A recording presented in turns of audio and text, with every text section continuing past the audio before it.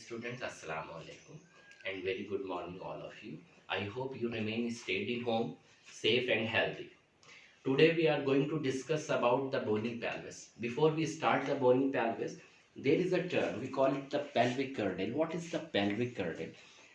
Actually, it is a circular bony arrangements around the hip region.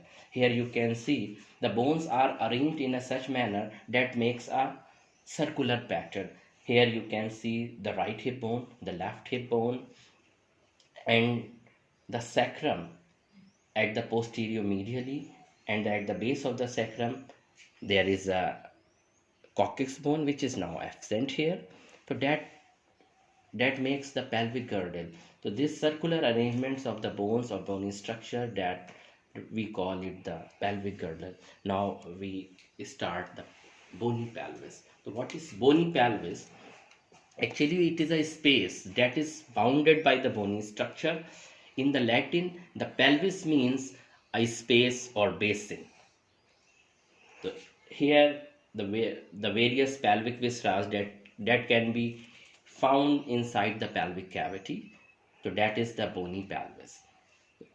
In the bony pelvis, you can see the right hip bone, left hip bone. This is the sacrum bone, and just at the base of the sacrum, so there is a bone. We call it the coccyx bone, which is now absent here.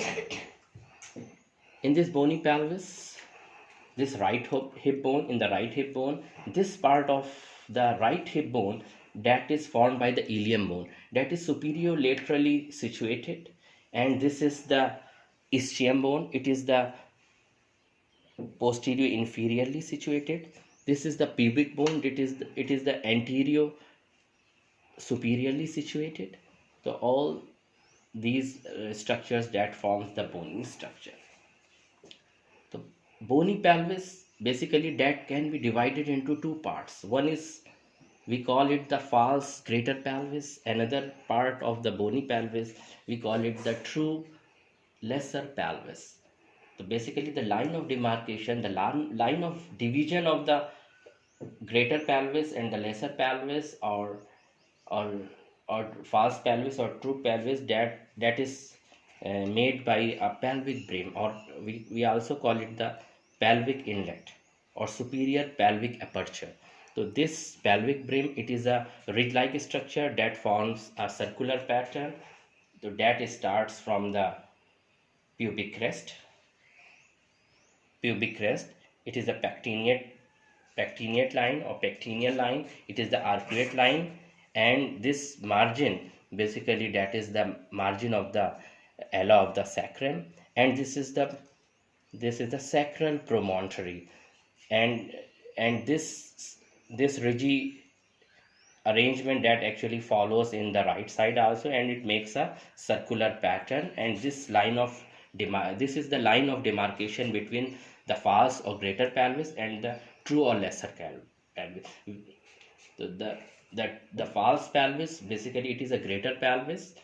We call it the false pelvis because it contains the viscera of the abdominal origin, or abdominal viscera, and the part of the abdominal viscera. That's why we call it the false pelvis. The true pelvic cavity, or the true pelvic, basically, that contains the pelvic viscera or the part of the genitourinary organs or pelvic viscera. That's why we call it a true pelvic cavity or pelvic cavity proper.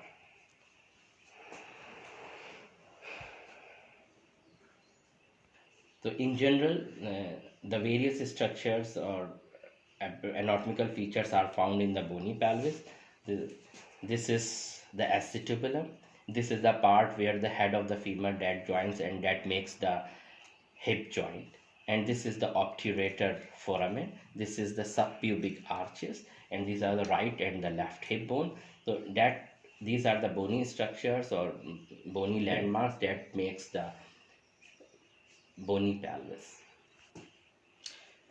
Actually, the bony pelvis, that can be summarized as it is formed by the following structures, such as the bones and the joints and some landmarks. The bones that forms the bony pelvis, that is the ilium bone, ischium bone, the pubic bone, sacrum bone, and the coccyx bone. And the joints are the joint that makes the bony pelvis, that is the sacroiliac joint, where the sacrum that gets joined with the hip bone, the ilium bone. So we call it the sacroiliac joint. This is the joint that is formed between the sacrum bone and the ilium bone. And another joint that is called as the sacrococcygeal joint, that is found between the sacrum and the coccyx bone.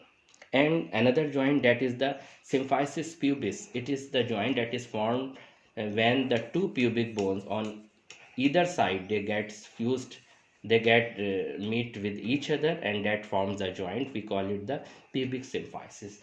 And the another component that forms the bony structure, this bony pelvis, that is the some special landmarks, especially the linea terminalis. What is the linea terminalis?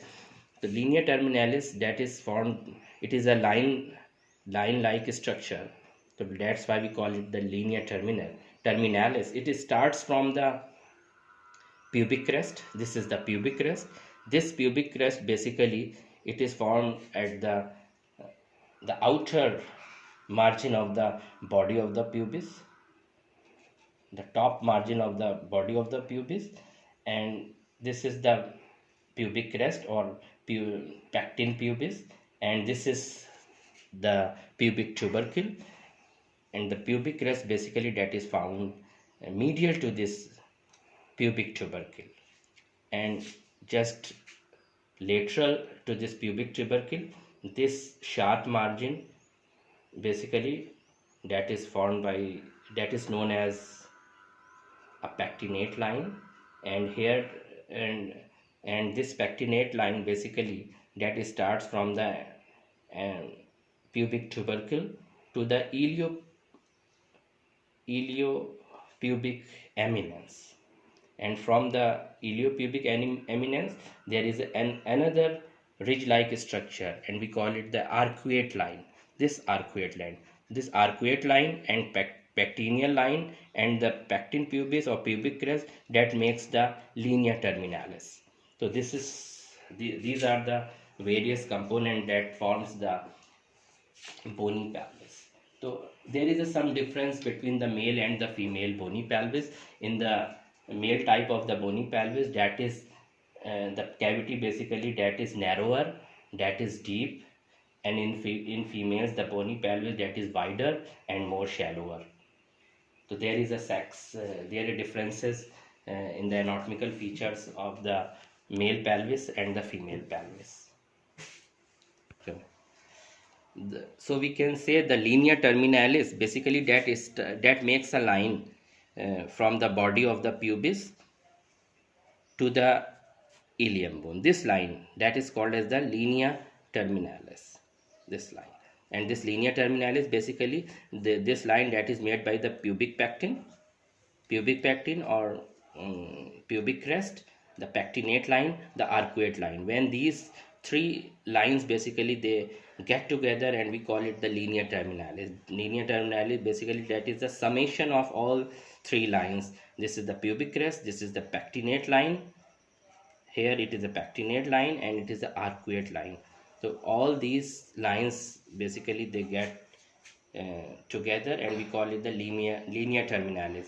So the same line, basically that also follows in the right side also, and linea terminalis along with the margins that is made by the sacrum and the sacral promontory, that make the pelvic brim. The pelvic brim, basically this structure that divides the pelvic cavity into the upper false pelvis or greater pelvis and the lower pelvic cavity proper. At the bottom of this pelvic cavity, you can see the exit space. This exit space is called as the pelvic outlet. This pelvic outlet, basically that is formed by the inferior aspect of the pubic symphysis, and this is istiopubic, conjoined istiopubic ramiz, ischial tuberosity, and there is a tuberous, the fibrous band that connects the ischial tuberosity to the sacrum bone. We call it the sacrotuberous ligaments. So this sacrotuberous ligaments on the both side. So basically this space is called as the pelvic outlet. It is a diamond shape, and this is the region where in both sexes the anus is placed, or in males the urethra is placed, and in females urethra and vagina is placed in the pelvic outlet.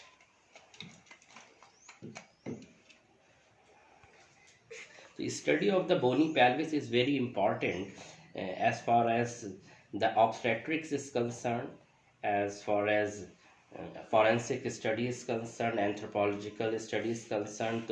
So we use the study of the bony pelvis in the field of obstetrics, in the field of anthropology, in the field of in the field of forensic.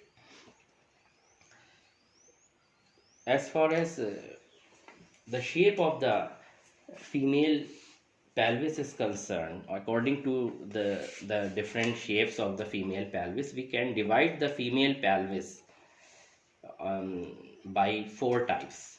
So the basis of the classification of the female pelvis, that is based off their shapes. So what defines the shape? Basically, that is the shape of the pelvic inlet. This is space. So on the basis of the shape of the pelvic inlet or pelvic cavity, we can divide the female pelvis into 4 types. The most common types of the female pelvis, that is the gynecoid type. Here in the gynecoid pelvis, basically the pelvic inlet, this space that appears to be very rounded, very ovoid, and the anterior posterior diameter, this diameter, that is less than the horizontal, the transverse diameter. So this is the type of the bony pelvis, female bony pelvis, that is the gynecoid type, that is found around 50% of the women, and that this type of the type of the bony pelvis in female, that is very suitable for the childbirth. So another type of the bony pelvis, we call it the android type of the female bony pelvis. In this type, the female bony pelvis, that appears to be just like the pelvis that is found in the males. So in the pelvic cavity in the male type of the pelvis in female, that appears to be triangular in shape. The same type of the appearance of the same type of the bony pelvis that is found in the males, we call it the android type, and this is found around 30% of the women. And another type of the bony pelvis, we call it the anthropoid type of the bony pelvis. In the anthropoid type of the bony pelvis, the pelvic cavity, that appears to be oval, but the oval shape of the pelvic cavity is the oval shape that is anterior posteriorly. The oval shape of the pelvic cavity, that is anterior posteriorly placed. The another type, and this type of the pelvic bony pelvis in the female, that is the anthropoid type, that is around 18%.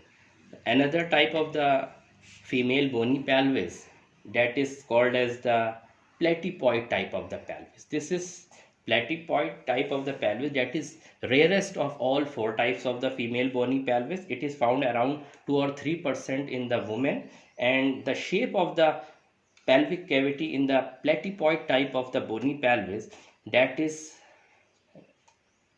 oval, but this oval shape, that is horizontally placed. The oval shape of the bony pelvis cavity, that appears to be, that is lying over the horizontally. So these are the 4 types of the female bony pelvises. This is all about the bony pelvis.